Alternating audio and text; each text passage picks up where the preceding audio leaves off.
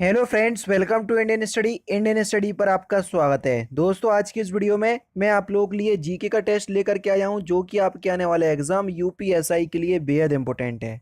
तो वीडियो को एंड तक जरूर देखिएगा, क्योंकि लास्ट में मैं आपसे एक क्वेश्चन भी पूछूंगा और उसका आंसर आपको कमेंट बॉक्स में बताना होगा।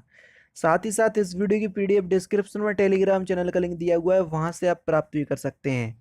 पहला क्वेश्चन, भ्रष्टाचार निवारण अधिनियम के अंतर्गत गठित विशेष न्यायाधीश का न्यायालय अपील के प्रायोजन के लिए उच्च न्यायालय की स्थानीय अधिकारिता कौन सा न्यायालय समझा जाएगा? चार ऑप्शंस यहाँ पर आपके सामने हैं। तो आपका सही आंसर हो जाएगा सत्र न्यायाधीश का न्यायालय। पहला ही ऑप्शन यहाँ पर आपका बिल्कुल करेक्ट होगा। अनुसूचित जाति एवं अनुसूचित जनजाति अधिनियम के अधीन विशेष न्यायालय की स्थापना का प्रावधान किस धारा के तहत है? तो किस धारा के तहत है?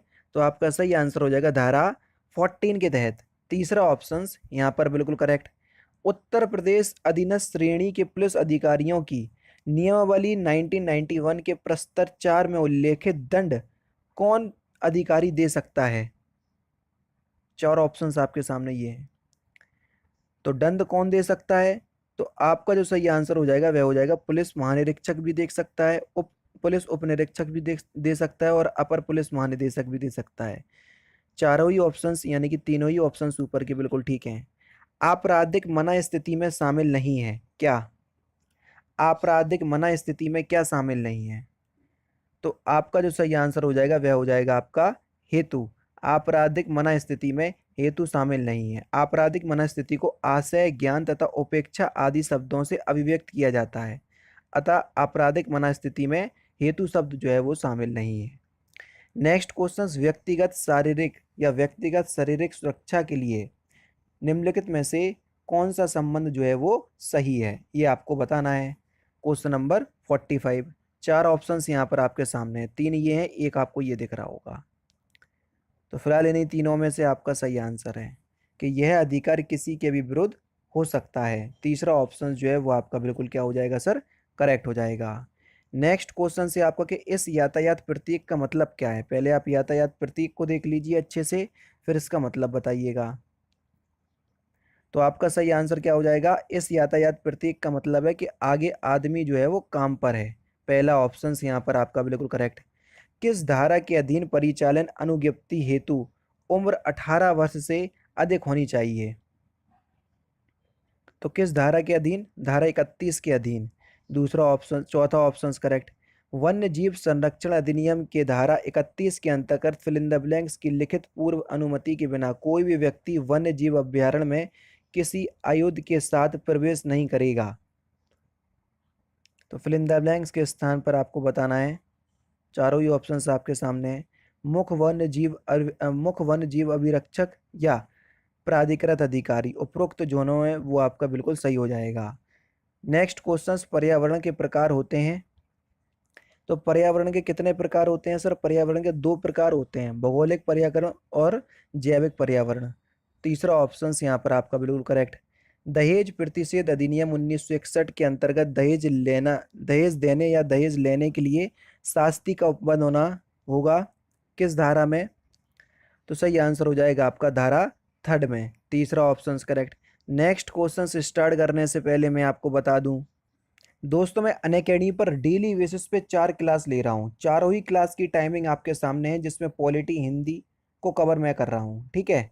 अब ये क्लास आपके लिए इतनी इंपॉर्टेंट है कि आप कोई कोर्स कहीं से भी आपने कोई ऑनलाइन कोर्स परचेस किया होगा पैसों का, उससे इसकी तुलना कर लेना, तो आपको कहीं ऐसा नहीं लगेगा ये फ्री स्पेशल क्लास है और आपको बिल्कुल टाइम वेस्ट किया जा रहा है। इसलिए मैं कह रहा हूँ कि आप एक क्लास में आइए, अपने 10-15 मिनट दीजिए कोई भी एक क्लास में। क्लास पसंद ना आए तो मैं तो डायरेक्टली कहता हूँ कि क्लास को डिसलाइक करो और अपने दोस्तों से और डिसलाइक करवा दो, मुझे कोई भी आपत्ति नहीं होगी। लेकिन एक बार क्लास में ज़रूर आओ। डिस्क्रिप्शन में सारी ही क्लास का लिंक मैं प्रोवाइड करवा दे रहा हूँ। अगर आप दिए गए लिंक से, डिस्क्रिप्शन में दिए गए लिंक से क्लास तक नहीं पहुंच पा रहे हैं, तो बता दे रहा हूं कि आपको किस तरीके से क्लास तक पहुंचना है। आप लोगों को सबसे ज़्यादा दिक्कत हो रही है मेरी स्पेशल क्लास लेने पे, जो रोज़ सुबह 11 बजे चलती है। आप जैसे ही अनअकैडमी पर अपना अकाउंट बनाएंगे तो आपके सामने ये विंडो खुल करके आएगी, तो आपको UP triple S C search करना है। यूपी ट्रिपल एस सी या स्टेट पीसीएस में आपको ये यूपी ट्रिपल एस सी देखने को मिल जाएगा। तो हमने ये देखो ये मिल गया यूपी ट्रिपल एस सी, तो हमने इसको सिलेक्ट किया। सिलेक्ट करने के बाद हमने हिंदी को जो है वो सिलेक्ट कर लिया, हमको हिंदी मीडियम से पढ़ना है। आगे की जो आपकी प्रोसेसिंग है वो यहाँ पर हो जाएगी और आपको यहाँ पर यूपी ट्रिपल एस सी लिख करके आ जाएगा। देखो ये लिख करके आ गया यूपी ट्रिपल एस सी।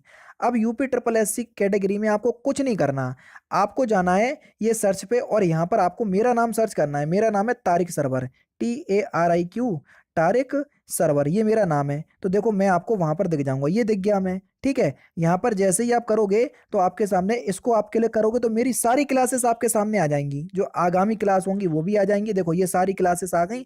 अभी हाल ही में क्लास लेकर के हटा हूँ 37 मिनट पहले।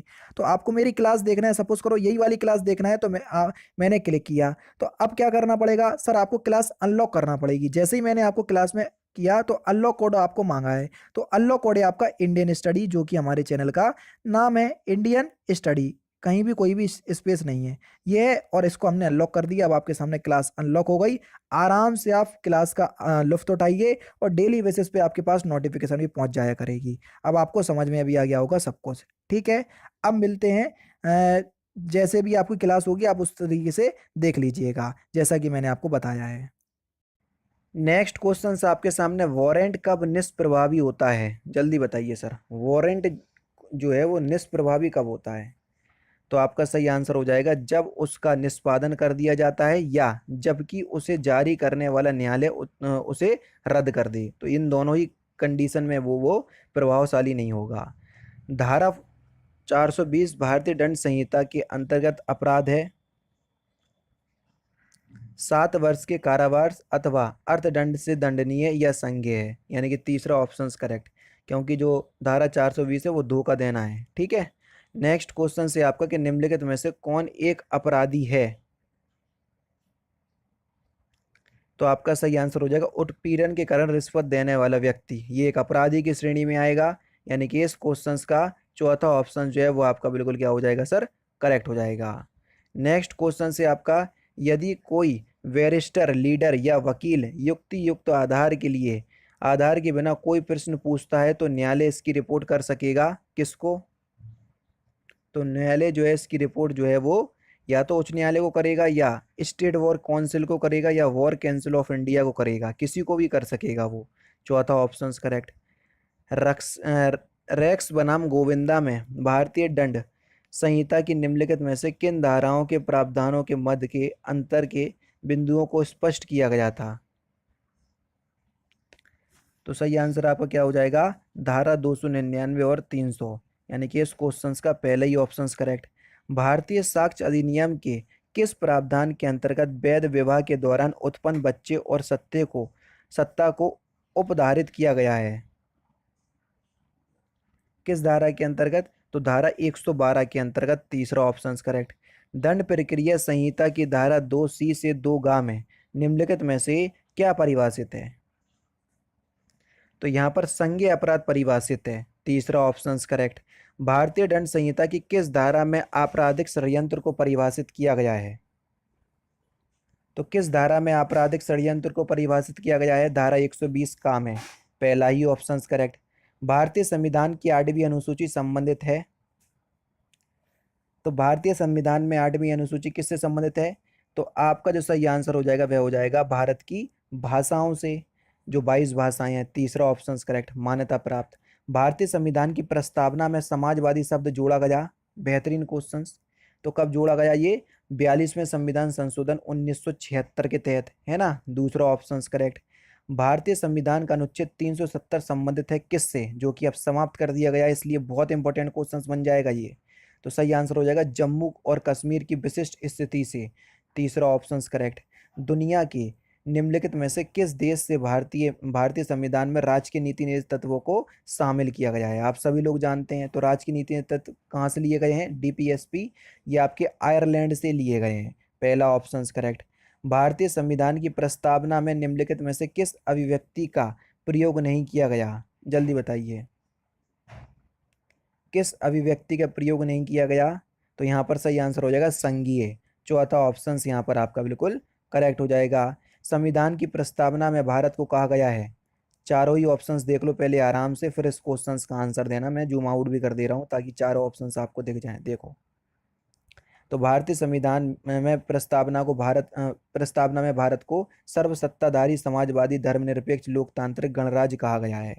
ज्ञान प्राप्त करने के बाद गौतम बुद्ध को किस रूप में जाने लगा? तो किस रूप में जाना जाने लगा? बुद्ध, क्योंकि बुद्ध का मतलब होता है ज्ञान संपन्न व्यक्ति। दूसरा ऑप्शन बिल्कुल करेक्ट। निम्नलिखित में से किसने 1857 के सिपाही विद्रोह का विद्रोह नहीं किया? तो सही आंसर क्या हो जाएगा? Karl Marx. दूसरा ऑप्शन करेक्ट। मुस्लिम लीग के लाहौर सत्र में पाकिस्तान की मांग फिल इन द ब्लैंक्स में की गई। तो जो पाकिस्तान का जो लाहौर सत्र है या मुस्लिम लीग का जो लाहौर सत्र है वो कब हुआ था, ये हमसे पूछा। तो सही आंसर हो जाएगा 1940। वंदे मातरम पत्रिका की स्थापना किसने की थी? आराम से बता सकते हैं, ध्यान रखना ये पत्रिका की बात हो रही है।